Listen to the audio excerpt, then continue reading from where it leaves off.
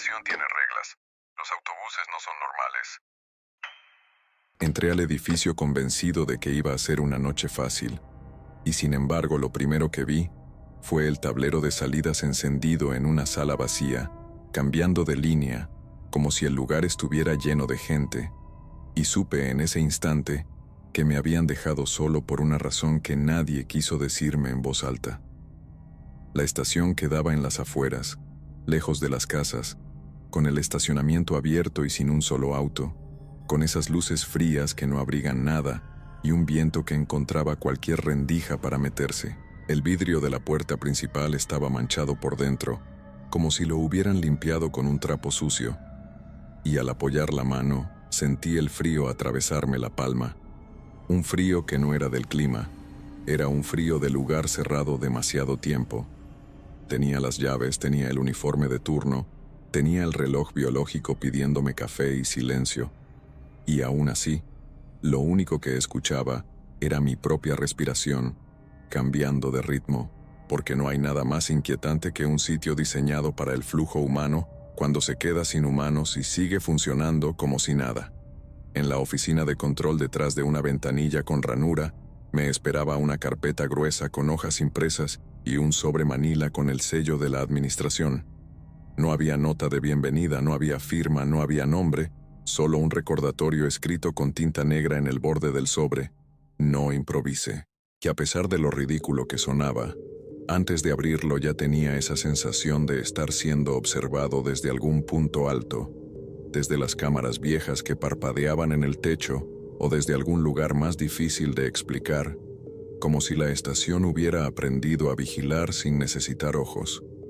La sala principal olía a desinfectante barato, a metal húmedo y a cable caliente.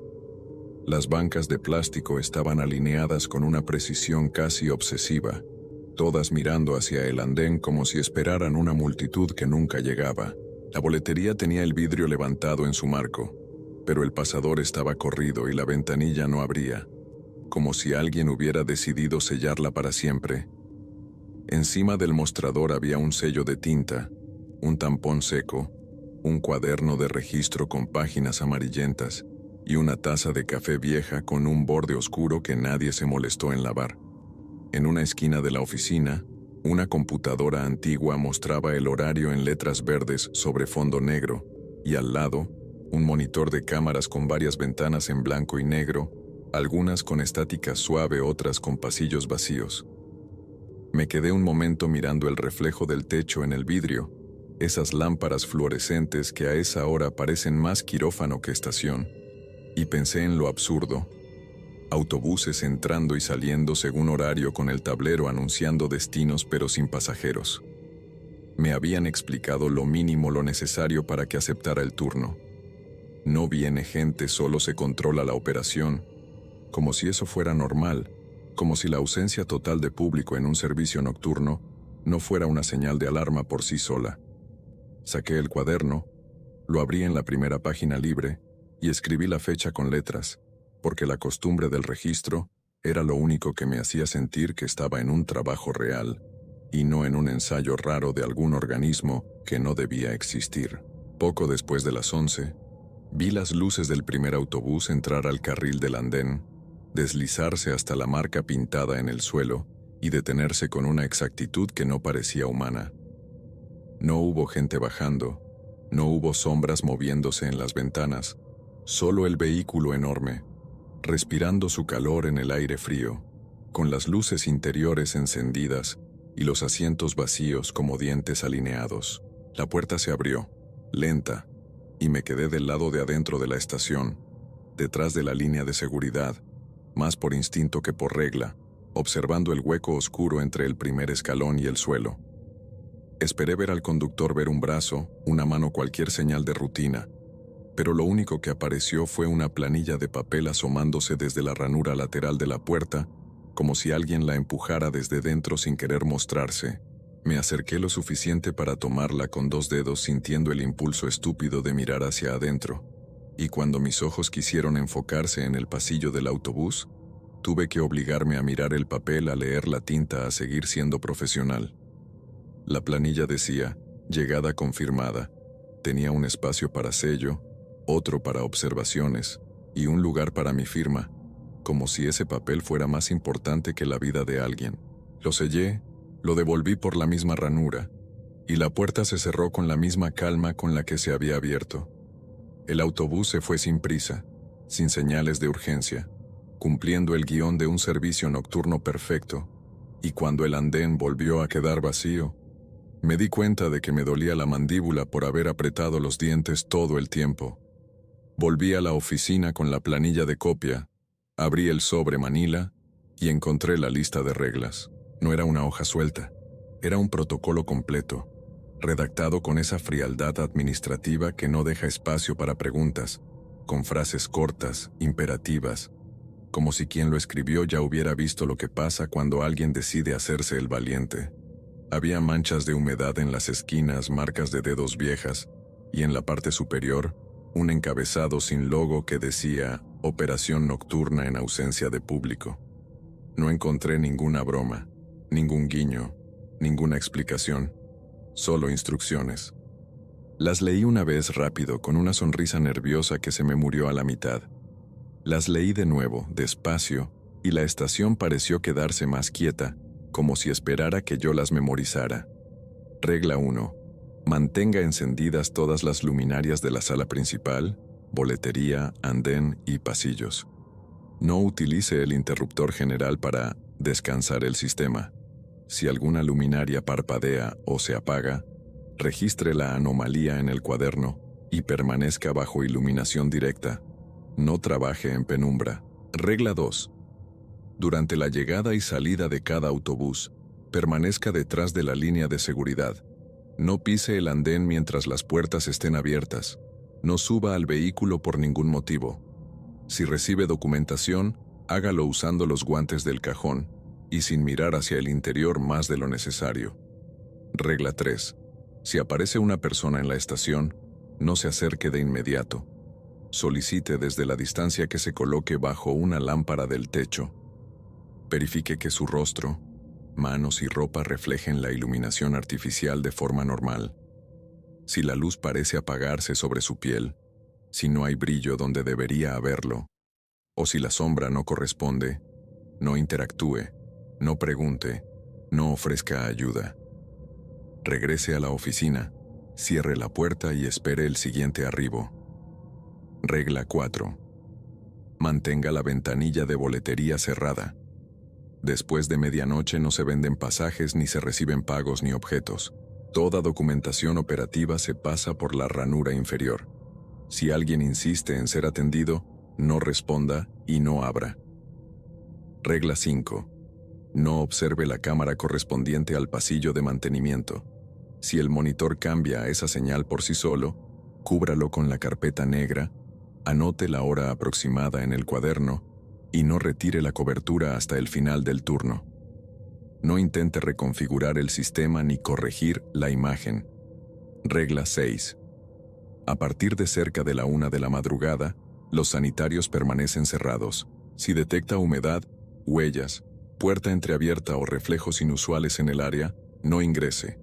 Coloque el aviso de fuera de servicio desde el exterior y mantenga la luz encendida.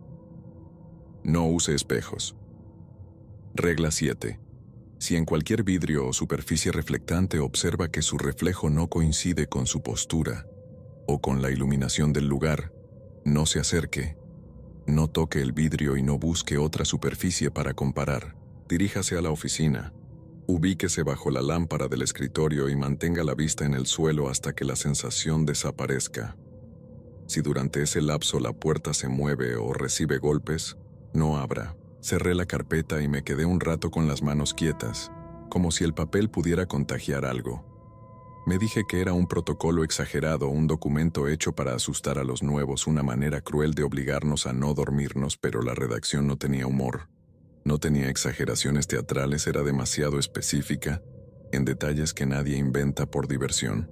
El simple hecho de que mencionara reflejos y sombras con un tono burocrático me hizo sentir que, en algún momento, alguien tuvo que explicar estas cosas en una reunión, con diapositivas, con incidentes previos, con gente tomando notas sin mirar a los ojos. Guardé los guantes en el bolsillo, dejé la carpeta negra al lado del monitor y por primera vez desde que entré, miré de verdad las cámaras. La sala vacía, el andén vacío, un pasillo lateral que llevaba a una puerta de mantenimiento y otra ventana que no quería cargar bien como si se resistiera. Aparté la vista de esa última. Respiré hondo y seguí el procedimiento, porque en ese lugar lo único que parecía estar realmente en control era el papel. La medianoche llegó sin transición, porque en una estación sin pasajeros el tiempo no se mide por voces ni por movimiento, se mide por luces que no cambian y por autobuses que cumplen. Llegó otro vehículo y luego otro, siempre exactos, siempre vacíos, siempre con las puertas abriéndose lo suficiente para que el aire interior tocara el andén y se retirara como si respirara, y cada vez yo sellaba planillas, anotaba sin novedad y trataba de no pensar en el detalle de que nadie conducía de forma visible. En uno de los arribos, la planilla venía húmeda, como si la hubieran apoyado sobre una superficie mojada, y cuando la sostuve con los guantes sentí el frío atravesando el látex. En el cuaderno escribí la observación con letras cuidadosas intentando que mi pulso no se notara, y fue entonces cuando el monitor de cámaras cambió solo sin que yo tocara nada, y por una fracción de segundo vi el pasillo de mantenimiento desde un ángulo imposible, como si la cámara estuviera más lejos de lo que el edificio permitía. La imagen mostraba una fila de luces que se repetían y se repetían, perdiéndose en una distancia que no tenía sentido, y algo oscuro inmóvil a mitad del encuadre ocupando el centro del pasillo, como si el pasillo estuviera construido alrededor de esa presencia. No esperé a entenderlo. No esperé a convencerme de que era un error. Tomé la carpeta negra y cubrí la pantalla, obedeciendo la quinta regla con una obediencia que ya no era racional, era instintiva. Anoté cambio de señal.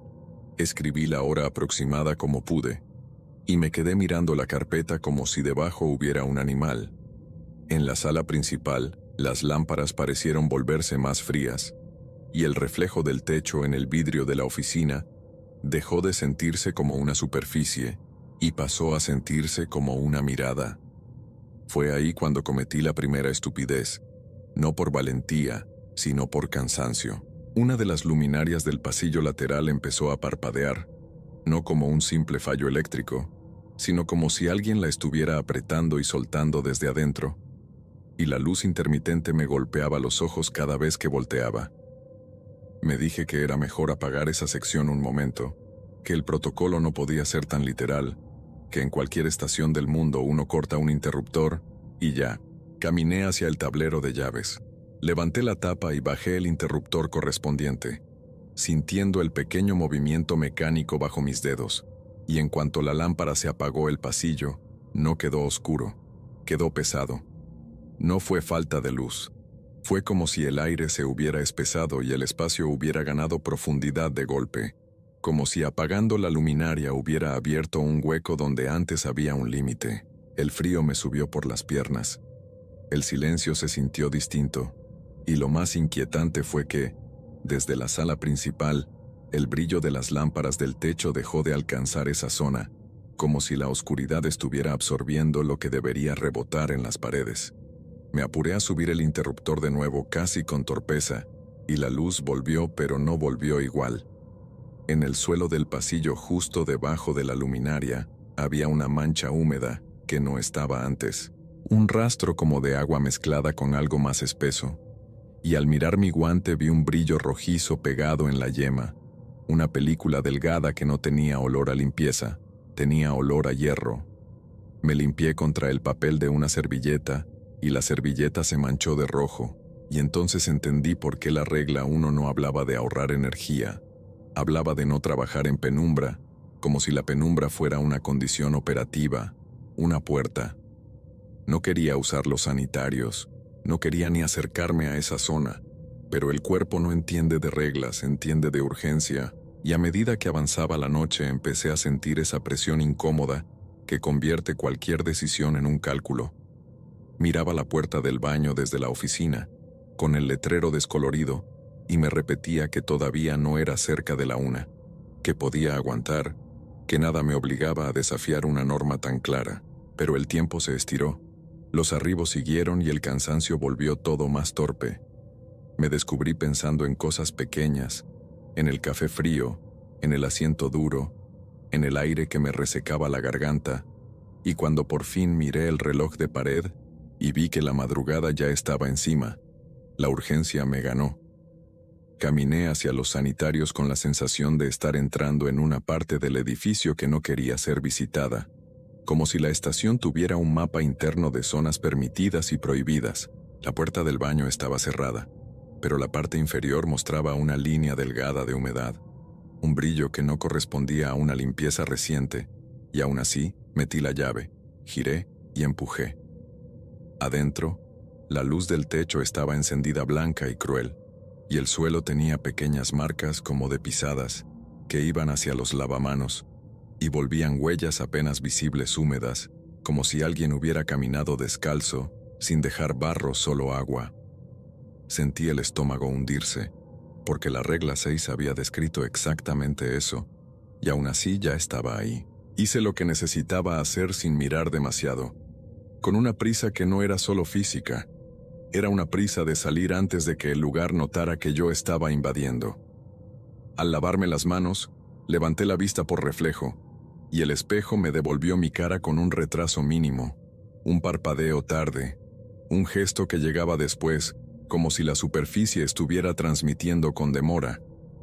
Me quedé quieto, y el reflejo también, pero no con la misma quietud. La luz del techo se reflejaba en mi frente en el mundo real, y en el espejo el brillo estaba apagado, como si mi piel no devolviera nada. Me alejé un paso y sin pensar acerqué la mano al vidrio para comprobar si estaba empañado, y en el momento en que mis dedos tocaron la superficie, sentí una resistencia, una adhesión como si el vidrio tuviera pegamento frío. Tiré hacia atrás, y el dolor me atravesó la mano. El guante se quedó pegado, y cuando lo arranqué la piel de los nudillos se abrió en tiras finas arrancada como si el espejo hubiera decidido quedarse con una capa de mí. La sangre salió rápida, brillante bajo la luz, y el espejo me mostró esa herida con demasiada claridad, con demasiado detalle, como si quisiera que la viera. Salí del baño apretándome la mano con una servilleta, dejé la puerta entreabierta por un segundo, y recordé tarde que eso también era parte de lo prohibido. La cerré de golpe, colgué el aviso de fuera de servicio con dedos temblorosos y, mientras caminaba de regreso, no pude evitar mirar los vidrios de la sala, los paneles de la boletería, las superficies que reflejaban temiendo encontrarme de nuevo con una versión de mí que ya no estuviera sincronizada. Regresé a la oficina y obedecí la última regla como quien se aferra a un salvavidas después de haber tragado agua. Me paré bajo la lámpara del escritorio, mantuve la vista en el suelo, respiré despacio y traté de no pensar en el espejo. Sentía la mano ardiendo, sentía la sangre pegándose a la servilleta. Y aún así lo peor no era el dolor físico. Era la certeza de que había hecho algo irreversible, de que el protocolo no era para evitar sustos, era para evitar contagios. Ahí, con los ojos clavados en el piso, percibí el movimiento en la puerta de la oficina, una presión en la manija, una insistencia lenta, como si alguien probara la cerradura sin apuro. No miré, no pregunté quién era, no hice nada más que seguir respirando, porque si había algo que la lista repetía, aunque no lo dijera directamente, era que responder era participar. La manija dejó de moverse y el silencio volvió, pero no fue un alivio. Fue como si el edificio hubiera tomado nota de mi disciplina y estuviera esperando el próximo error. Cuando al fin me atreví a levantar la vista, la sala principal seguía vacía, las bancas seguían alineadas y aún así, yo sabía que algo había cambiado, porque el reflejo de las lámparas en el vidrio de la boletería tenía un halo opaco, como si el aire estuviera cargado de una humedad que no se veía. Poco después la vi. No puedo decir de dónde salió porque el lugar estaba abierto, pero no había entradas activas más allá de la puerta principal, y esa puerta había quedado cerrada desde que entré, con el pasador puesto. Simplemente estaba ahí, sentada en una de las bancas cercanas al andén, inclinada hacia adelante como si esperara, con un bulto a los pies que podía ser una bolsa o una mochila. La figura era humana, no tenía nada espectacular y justo por eso me estremeció, porque la estación había estado vacía durante horas, y la presencia de una sola persona en un lugar tan controlado era más disruptiva que cualquier cosa.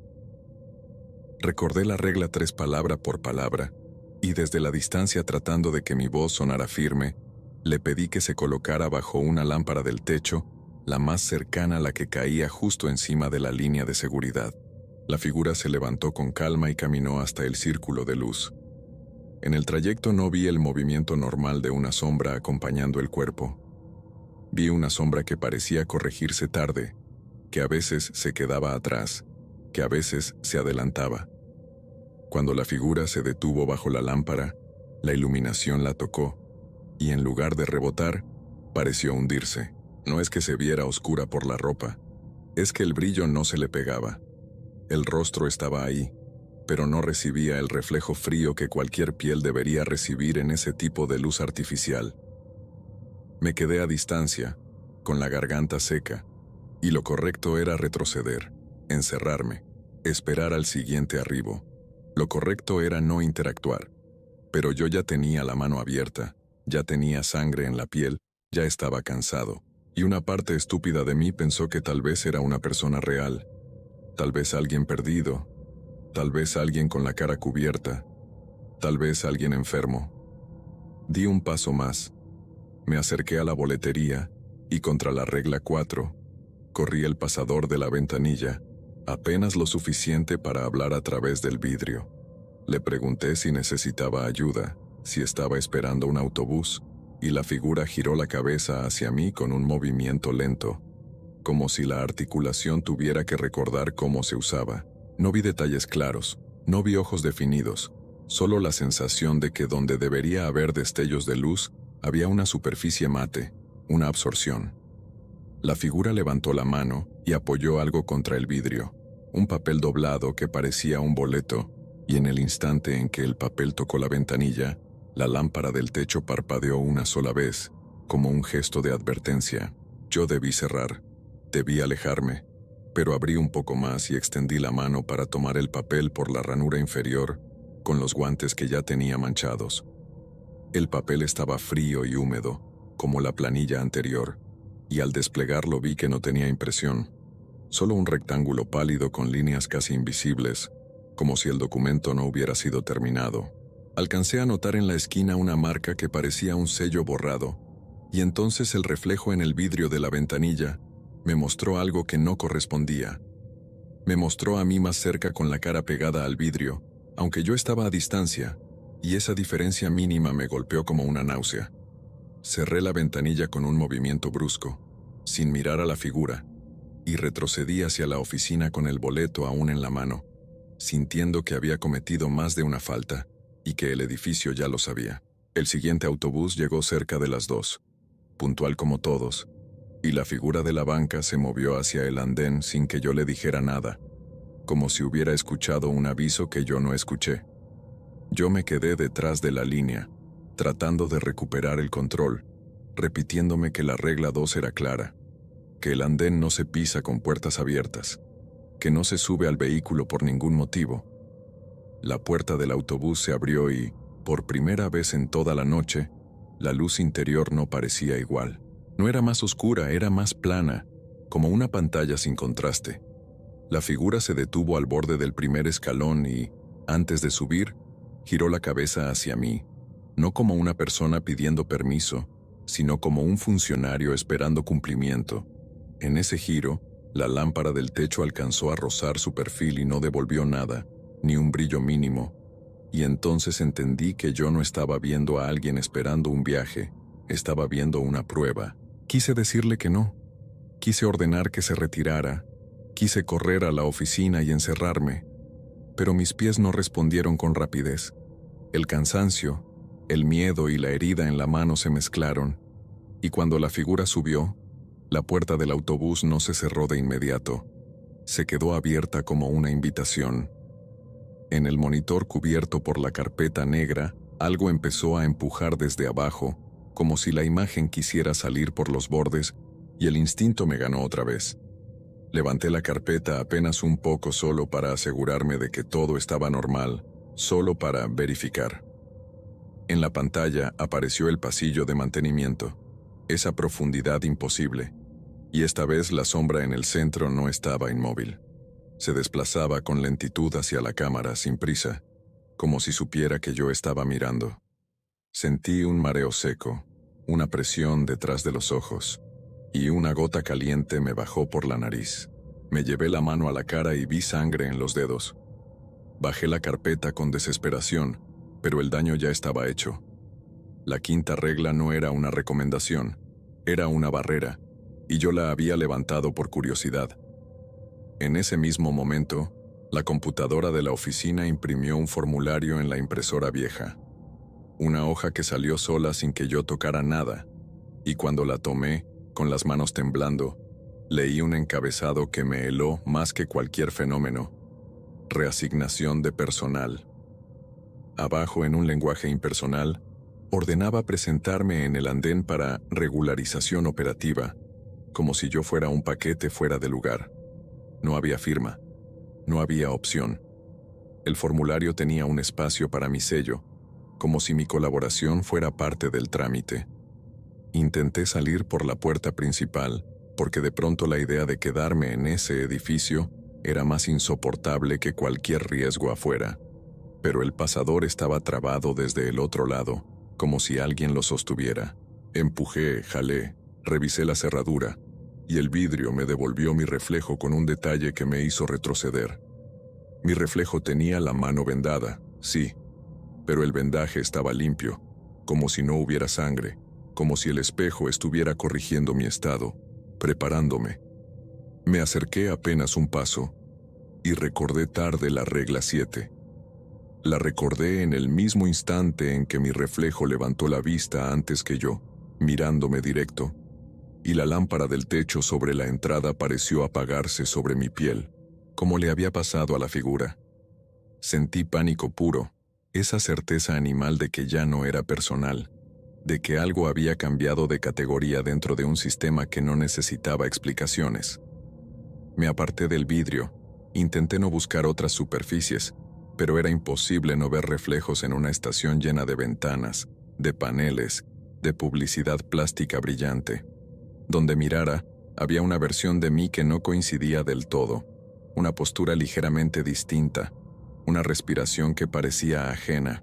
Corrí a la oficina, me planté bajo la lámpara del escritorio como decía el protocolo, clavé la vista en el piso, y me obligué a no escuchar, a no interpretar los movimientos de la puerta porque otra vez la manija se movió con más seguridad, como si ya no probara, como si supiera. Quise creer que si no abría, si cumplía por fin, todo pasaría, pero el formulario impreso estaba en mi mano como una citación, y el andén, allá afuera, seguía con la puerta del autobús abierta, esperando. No sé en qué momento dejé de pensar como una persona, y empecé a pensar como alguien acorralado por trámites. Tal vez fue cuando vi que el tablero de salidas cambió el estado del autobús en abordaje, aun cuando no había nadie más.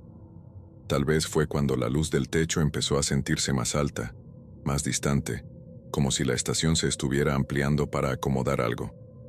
Tal vez fue cuando entendí que mi obediencia ya no bastaba, porque yo mismo me había vuelto una anomalía por romper reglas que no perdonan. Salí de la oficina con el formulario en la mano, caminé hacia la línea de seguridad como quien va hacia una ventanilla de pago, y cada paso era una discusión interna entre quedarme quieto y correr. La puerta del autobús seguía abierta, el interior seguía plano, sin profundidad clara, como si fuera una imagen proyectada. Me detuve detrás de la línea, intenté recuperar algo de dignidad, intenté decirme que podía esperar a que se fuera, que podía encerrarme hasta el amanecer, pero la estación estaba cerrando opciones a mi alrededor, y lo sentí cuando las lámparas del techo parpadearon en secuencia como una ruta señalizada. En el vidrio de la boletería, mi reflejo ya no estaba bajo la lámpara del escritorio. Estaba junto al andén, un paso más adelante, y esa diferencia me quebró. Crucé la línea. Lo hice por miedo, por desesperación, por esa idea infantil de que si obedecía el último formulario, tal vez me dejarían en paz. Y en cuanto mi pie tocó el andén, Sentí que el aire cambiaba de textura como cuando se entra a una habitación con humedad y moho. Me acerqué a la puerta del autobús con la mano herida palpitando, y al apoyar el formulario en el primer escalón, vi que el papel se humedecía al instante, como si el interior exhalara agua. Subí un escalón, luego otro. El piso del autobús no crujió, no vibró, no se sintió sólido como debería. Se sintió como una superficie que acepta peso sin pertenecer al mismo espacio. Pensé en retroceder, y fue demasiado tarde. La puerta se cerró sobre mi brazo cuando intenté girar, atrapándome a la altura del antebrazo con una fuerza limpia, industrial, como una prensa. El dolor fue inmediato y tan agudo que me dejó sin aire, y al mirar vi la piel abriéndose en líneas, la carne aplastándose la sangre, empujando hacia afuera en un brillo oscuro, bajo la luz interior que no terminaba de ser luz. Traté de tirar de liberar el brazo, pero el mecanismo no cedió. Sentí el hueso ceder primero con una sensación seca, sentí como el antebrazo se deformaba, y la puerta siguió cerrando como si yo no existiera, como si el protocolo no contemplara obstáculos. Grité no para pedir ayuda porque ya no había nadie que pudiera ayudar, sino por el reflejo del cuerpo ante el daño, y el sonido se perdió dentro del vehículo sin devolverme eco, como si el interior absorbiera hasta eso. Con la mano libre empujé la puerta, golpeé el marco, busqué el borde y mis dedos encontraron una superficie húmeda pegajosa, que no era grasa de motor ni agua, era algo más espeso, y cuando intenté apoyar el pie para ganar palanca, el piso se movió bajo mí como si fuera una cinta lenta. Me di cuenta de que el autobús ya no estaba detenido no porque lo sintiera avanzar como un vehículo, sino porque el andén visto por el vidrio se alejaba de mí de una forma que no correspondía a ninguna marcha. La estación se estaba quedando atrás o yo me estaba yendo hacia adentro de algo, y la puerta con mi brazo atrapado era el punto de unión donde entendí que la regla 2 no era «no suba» por seguridad laboral, era «no suba» porque lo que entra no vuelve igual. La presión aumentó hasta que la puerta terminó su recorrido y mi brazo quedó sujeto con un ángulo imposible. La sangre corrió por el escalón, se acumuló en la goma, y vi cómo una parte de mi piel ya debilitada por la herida del espejo se desprendía en tiras pegándose al borde como cinta mojada. El dolor se volvió un zumbido blanco, una presencia que ocupaba todo, y aún así, mi mente siguió funcionando de manera absurda, buscando la lógica administrativa en medio de la mutilación. Yo había apagado una luz, yo había entrado al baño. Yo había mirado un pasillo que no debía mirar, yo había abierto una ventanilla que debía permanecer cerrada. Yo había interactuado con una presencia que no reflejaba la iluminación artificial, y ahora el sistema me reasignaba como si yo fuera parte del flujo que debía contener. Miré hacia el interior del autobús esperando ver asientos, pasamanos, la cabina del conductor, algo familiar a lo que aferrarme, y lo que vi fue una prolongación de pasillo, una sucesión de paneles y ventanas que no mostraban exterior, solo reflejos. En una de esas ventanas, mi reflejo estaba de pie, sin el brazo atrapado, mirándome con calma, como si ya hubiera terminado el trámite, y yo solo fuera el resto. Intenté levantar la vista hacia la parte superior de la puerta a buscar algún seguro, y el movimiento hizo que el brazo atrapado se rasgara más. Sentí la carne ceder, sentí el calor de la sangre corriendo con más libertad, y comprendí con una claridad fría que no iba a salir de ahí completo. El autobús, o lo que fuera, siguió avanzando hacia una profundidad que no tenía destino, y la estación, mi única referencia, desapareció detrás de un vidrio que ya no reflejaba luces fluorescentes, reflejaba una oscuridad mate. No sé cuánto tiempo pasó después, porque el dolor desarma el reloj interno y porque la madrugada ahí dentro no tenía cielo para medirse. Sé que, en algún punto, el brazo dejó de doler de la misma manera y empezó a doler con un pulso lento, como si el cuerpo estuviera aceptando la pérdida. Sé que intenté morderme el labio para no perder la conciencia y sentí el sabor metálico mezclarse con la saliva. Sé que en la ranura de la puerta vi algo que no era mi piel ni mi ropa, una textura que parecía papel húmedo apretado, y entendí que lo que quedaba de mí estaba siendo incorporado a una mecánica que no era solo metal. Quise pensar en alguien encontrando mi cuaderno en la oficina, leyendo estas líneas, riéndose de la paranoia hasta que mirara el tablero de salidas encendido sin gente, hasta que viera el monitor cubierto y sintiera la tentación de levantar la carpeta, y quise gritarle que no lo hiciera, que no improvisara, que las reglas no estaban para asustar, estaban para mantenerte en tu categoría, para que la estación no te confundiera con lo que llega en esos autobuses vacíos, pero ya no tenía aire suficiente, y mi cabeza empezó a llenarse de un cansancio pesado, de esos que no vienen del trabajo sino de la pérdida de sangre. Miré una vez más mi reflejo en la ventana interior, y esta vez coincidía conmigo, solo que estaba más pálido, más quieto, como si ya fuera parte del mobiliario. Sentí que la puerta aflojaba un poco no por compasión, sino porque ya no necesitaba retener tanto. Lo que quedaba de mi brazo cedió con un desgarro interno que me hizo ver luces donde no había, y la sangre salió en una oleada tibia que se extendió por el escalón y el piso como una alfombra nueva. Me quedé ahí inclinado con la frente pegada al marco frío, y antes de que todo se apagara pensé con una lucidez cruel que mi error final no fue cruzar la línea. Fue mucho antes cuando miré un espejo y comprobé mi reflejo cuando abrí la ventanilla para preguntar si alguien necesitaba ayuda, cuando decidí que un protocolo era exageración y no contención. Afuera en algún lugar que ya no era accesible, la estación seguiría abierta toda la noche con autobuses llegando y partiendo, según horario sin pasajeros, cumpliendo como un reloj, y el misterio quedaría intacto para el siguiente turno, porque el sistema no necesita explicar lo que hace, solo necesita que alguien por cansancio o incredulidad rompa una regla y complete el trámite con su propio cuerpo. Gracias a todos por su apoyo. Sobre todo, a los miembros de este canal. Sin ustedes no sería posible este proyecto. Sin nada más que decir. Gracias por ver.